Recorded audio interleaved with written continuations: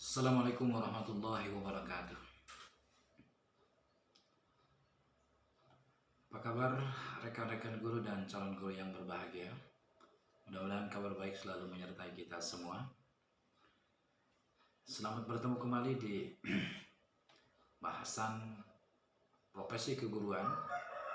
Dan hari ini kita akan membahas tentang 10 kompetensi profesional yang harus dikuasai oleh guru.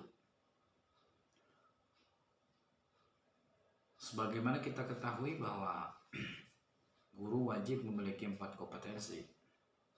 Yang pertama kompetensi pedagogik, kompetensi kepribadian, kompetensi sosial, dan kompetensi profesional.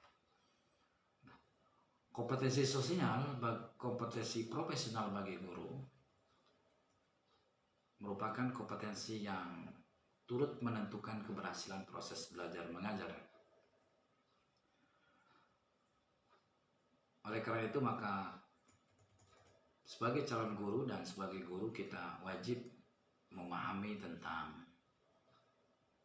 apa saja yang harus dikuasai oleh guru terkait dengan kompetensi profesional. Baik, ada 10 kompetensi merupakan bagian dari kompetensi profesional. Yang pertama adalah guru harus mampu menguasai bahan ajar. Apa yang dimaksud dengan bahan ajar? Bahan ajar adalah segala sesuatu yang disusun secara sistematis dan digunakan dalam proses belajar mengajar siswa secara mandiri. Kita tidak bisa membayangkan bagaimana kalau guru mau melakukan proses belajar mengajar, guru sendiri tidak menguasai bahan ajar. Kita tidak bisa membayangkan bagaimana seorang guru tidak memiliki pengetahuan tentang materi yang mau diajarkan. Kata kuncinya agar kita menguasai bahan ajar dan materi ajar, guru harus rajin membaca. Karena membaca adalah kunci pengetahuan. Karena membaca adalah jendela pengetahuan. Minimal sebagai guru dan sebagai calon guru, kalau kita mau melaksanakan proses pembelajaran, minimal 1 malam kita membaca. Atau paling tidak sebelum kita masuk kelas, kita membaca materi ajar dan bahan ajar yang mau kita ajarkan pada hari itu.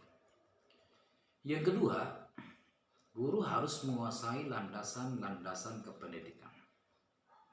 Apa dimaksud dengan landasan kependidikan? Landasan kependidikan adalah asumsi-asumsi yang menjadi dasar pijakan atau titik tolak dalam praktek pendidikan atau studi kependidikan. Ada 2 jenis landasan kependidikan yang harus kita kuasai. Yang pertama adalah landasan yang bersifat material. Yang kedua adalah landasan yang bersifat konseptual. Apa yang dimaksud dengan landasan yang bersifat material? Seperti kita mau membangun sebuah rumah, membangun sebuah tempat tinggal, maka kita harus paham dulu bahan-bahan apa saja yang harus kita persiapkan. Begitupun dalam proses pembelajaran. Yang kedua adalah landasan yang bersifat konseptual,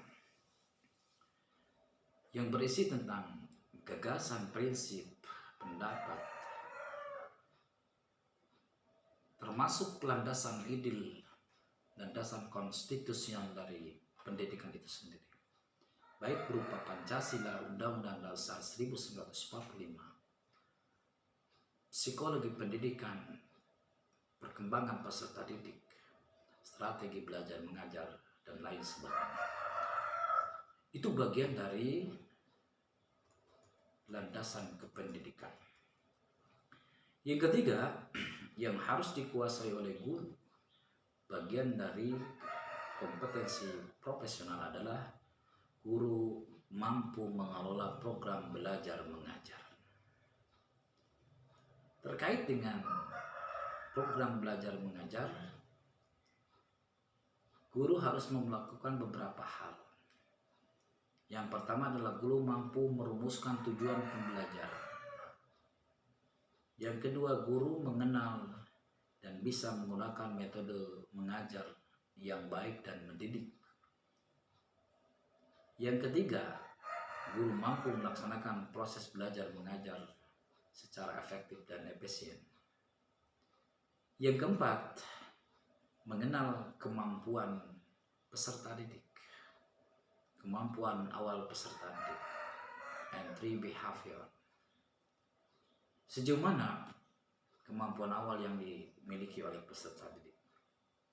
Yang kelima adalah guru mampu melaksanakan perencanaan dan program remedial. Jadi bukan hanya melaksanakan perencanaan pembelajaran, tapi guru juga harus mampu melaksanakan program remedial. Yang keenam, melakukan perencanaan dan pelaksanaan pembelajaran, pengajaran remedial dan juga pengayaan. Jadi ada pembelajaran remedial, ada pula pembelajaran pengayaan. Remedial biasanya diberikan kepada peserta didik yang belum memenuhi kriteria ketuntasan minimal. Tetapi pembelajaran pengayaan diberikan bagi peserta didik yang sudah tuntas mengikuti pembelajaran. Yang ketujuh adalah guru melakukan evaluasi program remedial dan pengajaran. Baik rekan-rekan guru dan calon guru yang berbahagia, kompetensi berikutnya adalah guru dapat melakukan pengelolaan kelas. Yang dimaksud dengan mengelola kelas adalah baik kelas secara fisik maupun kelas secara psikis. Yang dimaksud kelas secara fisik adalah kelas dalam bentuk ruangan, bagaimana mengatur tempat duduk, bagaimana mengatur kursi, bagaimana mengatur penempatan anak. Yang tidak kalah penting adalah pengaturan kelas secara non-fisik. Bagaimana kita menjaga konsentrasi anak, bagaimana kita menjaga motivasi anak. Itu penting karena dengan kemampuan mengelola kelas baik secara fisik maupun non-fisik akan memberikan pengaruh yang signifikan terhadap keberhasilan proses belajar mengajar. Berikutnya adalah guru dapat menggunakan media dan sumber belajar. Bagi guru yang profesional, menggunakan media dan sumber belajar adalah sebuah keniscayaan. Jangan sampai guru tidak melek teknologi, guru tidak bisa membuat PowerPoint, guru tidak paham tentang sumber-sumber belajar. Oleh karena itu maka ada prinsip umum dalam menggunakan media pembelajaran yang harus diperhatikan oleh guru. Yang pertama adalah penggunaan media pembelajaran harus dipandang sebagai bagian integral dalam sistem pendidikan. Dalam sistem pembelajaran, media pembelajaran adalah bagian tak terpisahkan dari sistem pembelajaran. Yang kedua, media pembelajaran harus dipandang sebagai sumber dana. Maksudnya apa? Pembelajaran tidak berhenti, penggunaan media pembelajaran tidak berhenti hanya karena tidak ada dana. Apa yang bisa kita lakukan? Jadilah guru yang kreatif. Gunakan media yang ada, berkreatiflah menciptakan media-media yang sederhana tetapi sesuai dengan tujuan pembelajaran. Yang ketiga, guru harus memahami tingkat dari suatu alat peraga juga manfaat alat tersebut. Maksudnya apa? Guru harus memahami bagaimana menggunakan media dan sumber belajar tersebut. Yang berikutnya adalah guru menggunakan multimedia akan memberi keuntungan dan kelancaran selama proses belajar mengajar. Dan yang terakhir, bisa menilai prestasi siswa untuk kepentingan mengajar. Baik rekan-rekan guru dan calon guru yang berbahagia, Kompetensi berikutnya adalah guru harus mampu melakukan penilaian siswa untuk kepentingan pembelajaran. Prinsip-prinsip penilaian, kriteria penilaian, langkah-langkah penilaian, jenis-jenis penilaian, semua itu harus dikuasai oleh guru. Karena penilaian bagian tak terpisahkan dari sebuah proses pembelajaran. Yang berikutnya adalah guru harus mengenal fungsi dan program pelayanan bimbingan dan penyuluhan. Kalaupun kita misalnya guru sekolah dasar, madrasah, ibtidaiyah tidak berstatus sebagai guru bimbingan konseling, tapi paling tidak kita harus mengenal fungsi dan program pelayanan bimbingan dan penyuluhan. Karena sejatinya bagi guru SD, bagi guru MI, guru kelas adalah guru bimbingan dan konseling. Oleh karena itu, lazimnya di sebuah program studi pendidikan guru itu ada mata kuliah yang mengantarkan rekan-rekan memahami fungsi dan program bimbingan konseling. Yang berikutnya adalah guru harus mengenal penyelenggaraan administrasi sekolah. Selain tugas guru mendidik, mengajar, membimbing, menilai, melakukan evaluasi, guru juga harus mengetahui dan memahami sistem penyelenggaraan administrasi sekolah di mana dia ditugaskan. Bagaimana misalnya administrasi sekolah yang ada di tata usaha, bagaimana sistem pendaftaran, bagaimana mendokumentasikan pendaftaran, bagaimana mendokumentasikan administrasi, bagaimana mendokumentasikan inventarisasi, bagaimana mendokumentasikan laporan dan lain sebagainya. Yang berikutnya adalah guru harus paham dengan prinsip-prinsip penilaian pendidikan dan bisa mentafsirkan hasil penelitian untuk peningkatan kemampuan mengajar. Guru jangan merasa puas terhadap hasil yang diperoleh dari sebuah proses pembelajaran. Ketika terjadi ada anak yang belum memenuhi kriteria ketuntasan minimal, maka guru harus melakukan refleksi. Apa yang kurang, apa yang belum bisa dilakukan oleh guru. Sehingga standar kompetensi yang harus dikuasai oleh anak itu belum dilakukan, belum tercapai. Maka setelah guru harus memiliki kemampuan melakukan penelitian tindakan kelas. Yang berikutnya adalah yang terakhir, guru harus menguasai teknologi informasi dan komunikasi. Apalagi di zaman yang serba modern ini, pembelajaran tidak hanya melulu dilakukan secara manual.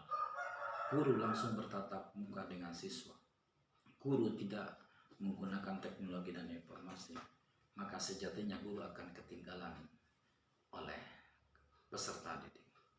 Maka di era milenial ini, di era teknologi, kita semua sebagai guru harus mampu menguasai teknologi dan informasi. Ingat pesan Nabi, ajarkan anak sesuai dengan zamannya. Didiklah anak sesuai dengan zamannya. Salah satu zaman yang harus kita adaptasi, harus kita akomodir adalah zaman teknologi informasi dan komunikasi. Oleh karena itu rekan-rekan guru dan calon yang berbahagia, kita berkewajiban untuk mampu menguasai teknologi informasi dan komunikasi. Sehingga ketika semua kompetensi ini dikuasai oleh guru, bagian dari kompetensi profesional, kita percaya insya Allah pembelajaran akan berjalan secara efektif dan efisien. Mudah-mudahan bahasan ini bermanfaat. Terima kasih, selamat bertemu kembali di bahasan berikutnya. Assalamualaikum warahmatullahi wabarakatuh.